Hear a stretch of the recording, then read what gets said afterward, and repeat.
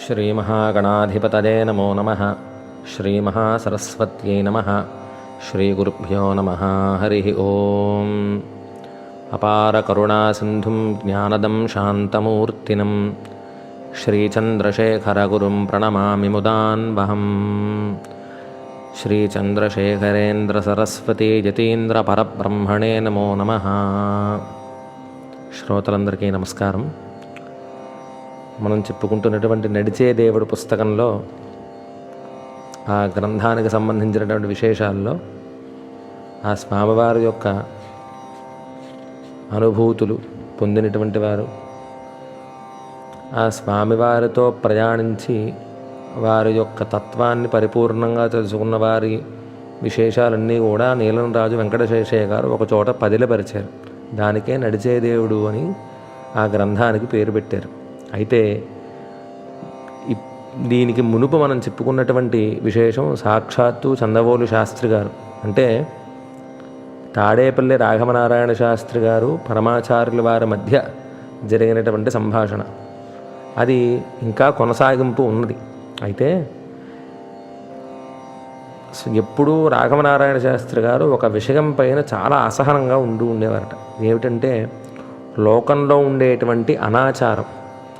ఆ అనాచారం అంటే మనకి సంప్రదాయబద్ధంగా మన వర్ణాశ్రమ ధర్మాలని బట్టి మనకి నివేదింపబడినటువంటి శాస్త్రం ఏదైతే ఉందో ఆ శాస్త్రాన్ని అనుసరించి వెళ్ళటమే ఆచారం.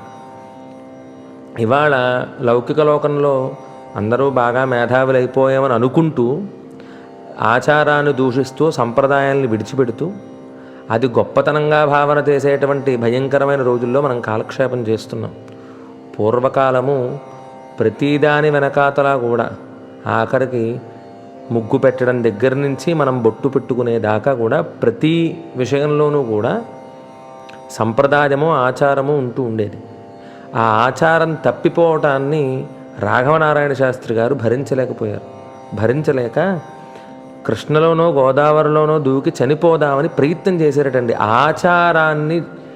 ఆచారం పాడైపోవటాన్ని చూడలేక ఆయన మరణిద్దాము, ఆత్మహత్య చేసుకుందామని అనుకున్నారట. తాడేపల్లి రాఘవనారాయణ శాస్త్రి గారంటే అంత మహాశ్రౌతి మహానుభావుడైన ఆచార సంప్రదాయాలకి పేరు పెట్టినటువంటి మహానుభావుడు.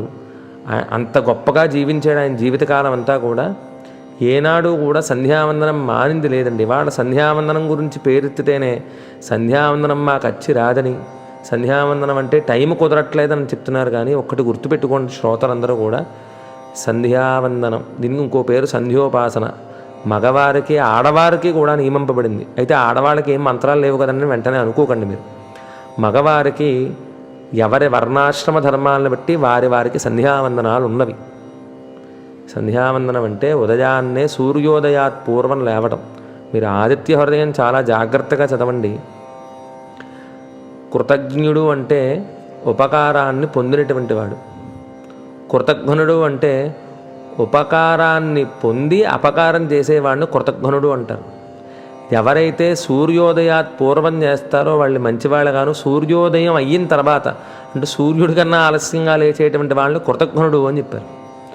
అంటే ఉపకారాన్ని పొంది అపకారం చేసేటువంటి వాళ్ళు. పూర్వకాలంలో నేను నా చిన్నతనంలో ఒక మహానుభావుని చూశాను. ఆయన పేరు దంతుర్తి పద్మనాభశాస్త్రి గారని చరక సంహితగా భాష్యం రాశారు. ఆయుర్వేద పండితుడు ఆయన. ఆయన నేను చూసేటప్పటికి ఆయనకు 100 సంవత్సరాల పైచీలకు వయస్సు అయింది. ఆయన నన్ను చూసి ఆయన ప్రశ్న, అంటే మేము మామూలుగా ఏదో ఎవరో నూనె కావాలంటే ఆ నూనె తీసుకోవడానికి వాళ్ళతో పాటు నేను వెళ్ళాను. ఆయన నీకేమైనా ఆపరేషన్ ఏమైనా అయింది ఏమిటయ్యా అని అడిగారు. అప్పటికి నాకు ఆపరేషన్ అయ్యి 40 రోజులు అవుతుంది. చేతికి ఏదో దెబ్బ తగిలి చిన్న రాడ్ అది వేశారు. నేను చాలా ఆశ్చర్యంగా అవునంటే, నీకు రక్త కణాల్లో పుష్టిదనం ఎక్కువ ఉంటుంది, ఎక్కడైతే కుట్లు పడ్డాయో అక్కడ బాగా ఎక్కువగా మచ్చ పడుతుంది, మచ్చ పెరగకుండా ఉండడానికి నిమ్మకాయ ఆవు నెయ్యిలో ముంచి అది రాసుకుంటూ ఉండని చెప్పారండి. నేను ఆశ్చర్యపోయాను. నన్ను చూసి నీకు ఏమైనా ఆపరేషన్ జరిగిందా అని అడిగినటువంటి వ్యక్తి ఆయన. ఆయన్ని మళ్ళీ రెండోసారి వెళ్ళినప్పుడు ఒక ప్రశ్న వేసాను నేను. పరిపూర్ణంగా ఆరోగ్యంగా ఉండాలంటే ఏం చేయాలనంటే సూర్యుడు కన్నా ముందు లేస్తే చాలు, చాలా ఆరోగ్యాలు బాగుపడిపోతాయని చెప్పారండి. ఒక్కటే ముఖ్యంగా ఏం చెప్పలే. రోజు భోజనంలో చారు, సూర్యోదయం కన్నా ముందులే, అంతే చాలు, ఇంతకన్నా అక్కర్లే, నీకు అసలు రోగాలే రావని చెప్పారండి. మనకి సంప్రదాయంలో ఉన్నటువంటి ఇంకో గొప్ప విశేషం ఏంటంటే తులసి పూజ ఆడవాళ్ళకి చెప్పారు. ఆడవాళ్ళకి తులసి పూజ సంధ్యావందనం. ఆడవాళ్ళకి తులసి పూజ సంధ్యావందనం సాయంకాలం పూట ఇల్లు ఊడ్చి దీపం పెట్టుకోవడం సాయంకాల సంధ్యావందనం. ఇది ఆడవాళ్ళకి సంధ్యావందనం. మగవాళ్ళకి ప్రత్యేకంగా సంధ్యావందనాలు ఉన్నాయి. అర్ఘ్యప్రదానం విడిచిపెట్టుకోవడం, సూర్యుడికి నమస్కారం చేసుకోవడం, అవన్నీ కూడా మగవారికి ఉన్నాయి. అయితే తులసి పూజ ఎందుకని చెప్పారు ఇవాళ చెప్తున్నారండి సైంటిస్టులు. మీరు కావాలంటే నేను ఇంతకుముందు ఎప్పుడో ఏనాడో మొట్టమొదట్లో నేను ఈ ఛానల్ పెట్టిన కొత్తలో వీడియో పెట్టాను తులసి చెట్టు ప్రాశస్త్యం గురించి. తులసి ఎంత గొప్పదంటే ఇవాళ సైంటిస్టులు, మీరు కావాలంటే గూగుల్లోకి వెళ్ళి సెర్చ్ చేసుకోండి, తులసి మొక్కలో నుంచి ప్రతిరోజు సూర్యోదయానికి ముందు ఒక రకమైనటువంటి ఆక్సిజన్ రిలీజ్ అవుతుంటుంది. ఆ ఆక్సిజన్ ఆడవాళ్ళు పీల్చడం వల్ల వాళ్ళ శరీరంలో ఉండేటువంటి చాలా రోగాలకి నయం అవ్వడం జరుగుతుందట. ఆ ఆక్సిజన్ వల్ల ఆడవాళ్ళలో ఉండేటువంటి హార్మోనల్ ఇంబ్యాలెన్సెస్ అన్నీ క్లియర్ అవుతాయని స్పష్టంగా కొంతమంది సైంటిస్టులు వాళ్ళు చేసినటువంటి రీసెర్చ్ని గూగుల్లో వాటిల్లో కూడా పెట్టారు. కాబట్టి ఈ సంప్రదాయాన్ని ఋషులు అప్పుడే పెట్టారు. ఎన్నాళ్ళు వేల కోట్ల సంవత్సరాల క్రితమే హైందవ సంప్రదాయంలో సనాతన ధర్మంలో ఉదయాన్నే ఆడవాళ్ళకు తులసి పూజ ఉంది. మగవాళ్ళు నిత్యం పొద్దున్నే లేచి సంధ్యావందనం చేసుకుని తులసి మొక్క దగ్గరికి వెళ్ళి నమస్కారం చేసుకుని నీళ్లు తులసిలో పోయడం చేత మగవాళ్ళకి రోగనిరోధక శక్తి పెరుగుతుంది అని ఉంది.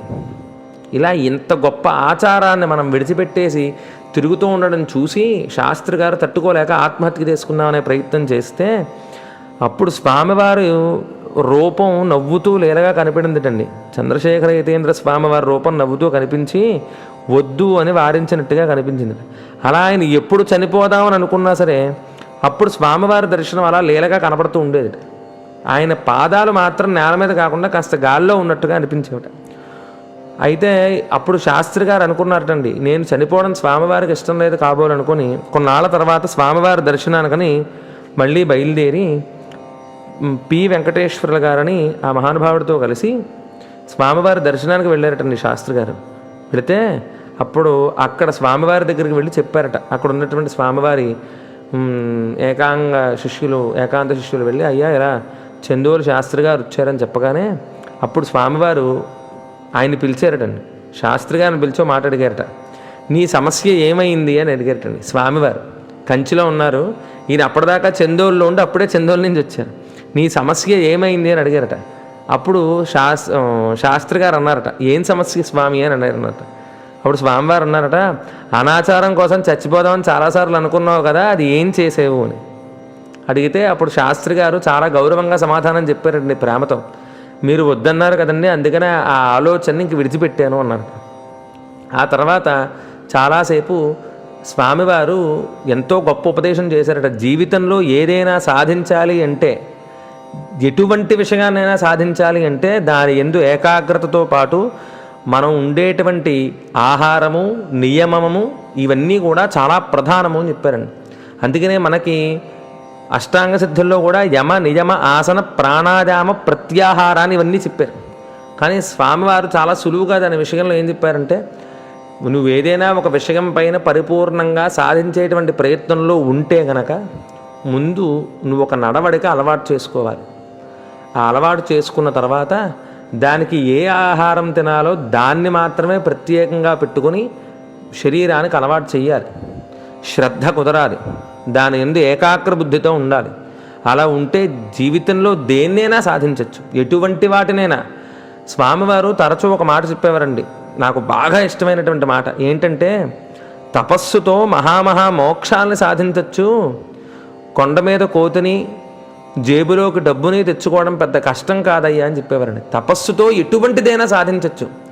తపస్సు అంటే ఏమిటంటే భగవద్ధ్యానంతో, భగవత్ ప్రేరణతో, భగవత్ కైంకర్యంతో, భగవంతుడు నన్ను చూస్తున్నాడు, నేను సంపాదించింది కానీ నాకు వచ్చిందంతా కేవలం భగవత్ కృప అనేటువంటి ఒకానొక జ్ఞానంతో చాలా జాగ్రత్తగా జీవిస్తూ, వాళ్ళు దేని ఎందైతే దృష్టి పెట్టారో దాని ఎందు పరిపూర్ణమైనటువంటి విశ్వాసంతో ఉంటూ, నియమంగా ఉంటూ, ఆహారం తింటూ, అలాగే అంటే ఆహారం అంటే రజోగుణం కలిగించేటువంటివి, తమో గుణం కలిగించేటువంటివి తక్కువ తింటూ, ఇవాళ రోజుల్లో నుండి స్వామివారు చేసినటువంటి ఉపదేశం ఇంకా చాలా ఉపదేశాలు శాస్త్రి గారికి ఆయనకి మధ్య జరిగాయి. అవి ఇంకా మరిన్ని ఎపిసోడ్ ఇంకా ముందు ఇంకా శీర్షికలు ఉన్నాయి కాబట్టి అందులో చెప్పుకుందాం. అందుకని ఏదైనా గొప్ప విషయాన్ని సాధించాలంటే దాని యందు ఏకాగ్ర బుద్ధి, నియమంతో కూడుకున్నటువంటి జీవనం చాలా ముఖ్యము. అందున మన అదృష్టంతో పాటు భగవంతుడి యొక్క కృప, భగవంతుడి యొక్క ధ్యానము, భగవత్ కైంకర్యము, ఈ మూడు చాలా ప్రధానము అని చెప్పారండి స్వామివారు. అది మన సనాతన ధర్మంలో మొట్టమొదటి నుంచి ఇంట్లో ఆవకాయ పెట్టినా, ఇంట్లోకి ఏ కొత్త పండు తెచ్చినా కూడా మన పెద్దవాళ్ళు దేవుడికి నైవేద్యం పెట్టి తినేటువంటి లక్షణం కలిగినటువంటి వాళ్ళు. ఆ సంప్రదాయాన్ని మనం కూడా కొనసాగిస్తూ స్వామివారు చెప్పినటువంటి గొప్ప విశేషాలు శాస్త్రి గారు ప్రత్యేకంగా నీలంరాజు వెంకటశేషయ్య గారితో చెప్పి మరీ 10 సార్లు చెప్పారటండి. ఈ విషయాన్ని స్వామివారు నొక్కి వక్కాణించారని చెప్పేసి. అలాగ స్వామివారు అప్పుడు అన్నారట, ఓ పని చేయవయ్యా, నీకు అనాచారం అనిపించినప్పుడల్లా అహం బ్రహ్మాస్మి అనుకుంటే సరిపోతుంది కదా, అనాచార భావం బాధించకుండా ఉంటుంది కదా నేనంటే. అప్పుడు శాస్త్రి గారు అన్నారట, ఆ స్థితి రావటానికి నాకు ఇంకా చాలా కాలం ఉందని అనుకుంటున్నానండి అని చెప్పారు. ఎందుకంటే అహం బ్రహ్మాస్మి, నాలో కూడా బ్రహ్మం ఉన్నాడు అని అనుకోవాలంటే చాలా గొప్ప స్థితి కావాలండి. సాధారణంగా ఏదో అహం బ్రహ్మాస్మిని ఏది పడితే చేయడానికి లేదు. అలాగా స్వామివారు అన్నారట, అయితే క్షణికాలం సమాధిలోకి వెళ్ళమని చెప్పారటండి. క్షణిక సమాధి, దాంట్లోకి వెళ్ళలేకపోయావా అని స్వామివారు మళ్ళీ తిరిగి అడిగారట. అడిగితే అప్పుడు శాస్త్రి గారు అన్నారట, అయ్యా మీ అనుగ్రహం ఉంటే నాకు తప్పకుండా కలుగుతుందని చెప్పి నమస్కారం చేశారటండి. చేస్తే స్వామివారు అప్పుడు వెంటనే అమ్మవారి దగ్గర ఉన్నటువంటి ఒకనొక గొప్ప శాలువా తీసుకురమ్మనమని చెప్పి, స్వామివారు అసలు ఎవరిని ముట్టుకోరండి. అటువంటి చంద్రశేఖర యతీంద్రులు ఆయన స్వహస్తాలతో ఆ శాలువాని నారాయణ శాస్త్రి గారికి స్వయంగా కప్పారటండి. కప్పితే శాస్త్రి గారు అడిగారట, మీరు ఎవరిని తాకరు కదా, మీరే ఈ కొత్త వస్త్రాన్ని నాకు కప్పుతున్నారే అని చెప్పి అడిగితే స్వామివారు అన్నారట, నీకు కాదు కప్పేది, నీ మీదకు వచ్చేటువంటి అనాచారానికి కప్పుతున్నాను అని చెప్పారటండి. అంటే అనాచారం మళ్ళీ ఇన్ని బాధించకుండా ఉండటానికని స్వామివారు ఒక ఆవరణని కప్పినట్టుగా కప్పారటండి. అప్పటి నుంచి మళ్ళీ శాస్త్రి గారికి జీవితంలో ఎప్పుడు అనాచారం అనేటువంటి ఆ సమస్య మీద ఏనాడు బాధ కలగలేదండి. అంటే ఎప్పుడూ అనాచారం ఆయన దరికి చేరలేదు. అందుకని భగవంతుడి దగ్గరికి, పెద్దవాళ్ళ దగ్గరికి వెళ్ళినప్పుడు వాళ్ళు కోరుకోవాల్సింది ఏంటంటే, ఎప్పుడూ కూడా అయ్యా నేను సత్సంప్రదాయాల పట్ల గౌరవాన్ని కలిగి, ఎప్పుడూ నిన్ను ఎంత డబ్బు వచ్చినా ఎంత డబ్బు పోయినా నీ పాదపద్మాలని విడిచిపెట్టకుండా ఉండేటువంటి స్థితిని మనం అడగాలి. అక్కడికి వెళ్ళి డబ్బులు అవి అడగడం కాదు, ఏ వచ్చినా రాకపోయినా నిన్ను విడిచిపెట్టకుండా ఉండేటువంటి స్థితిని మనమని ఈశ్వరుని అడగాలి. కాబట్టి అటువంటి గొప్ప పాఠాన్ని, జీవితంలో ఎటువంటిదైనా సాధించగలిగేటువంటి గొప్ప విషయాన్ని స్వామివారు శాస్త్రి గారికి చెప్పినటువంటి విషయాన్ని ఇందులో పొందుపరిచారు. అది నిజంగా చెప్పుకోవటం నా అదృష్టం. అందుకనే ఉదయాన్నే చెప్పాను.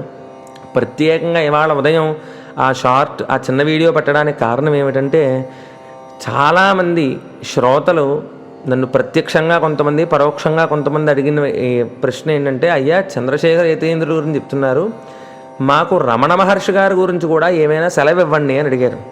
అయితే నేను అప్పుడే ఇది అడిగి 3-4 రోజులుగా అడుగుతున్నారు.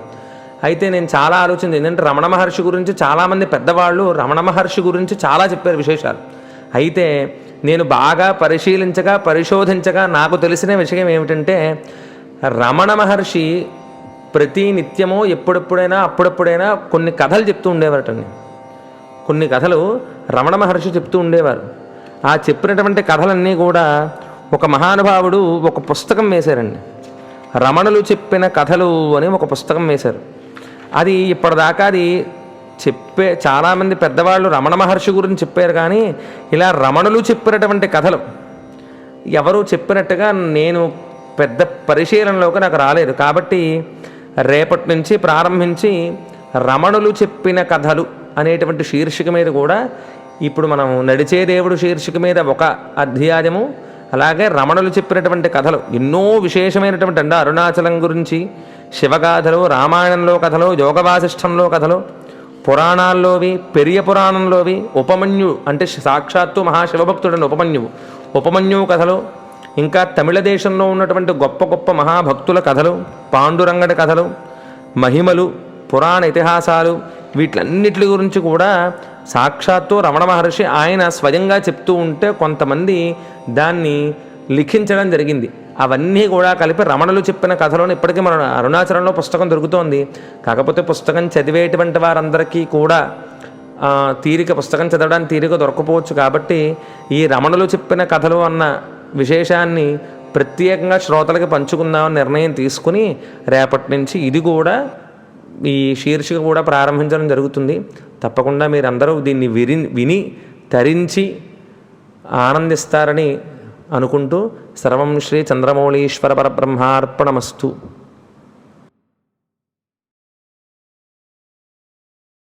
Mm-hmm.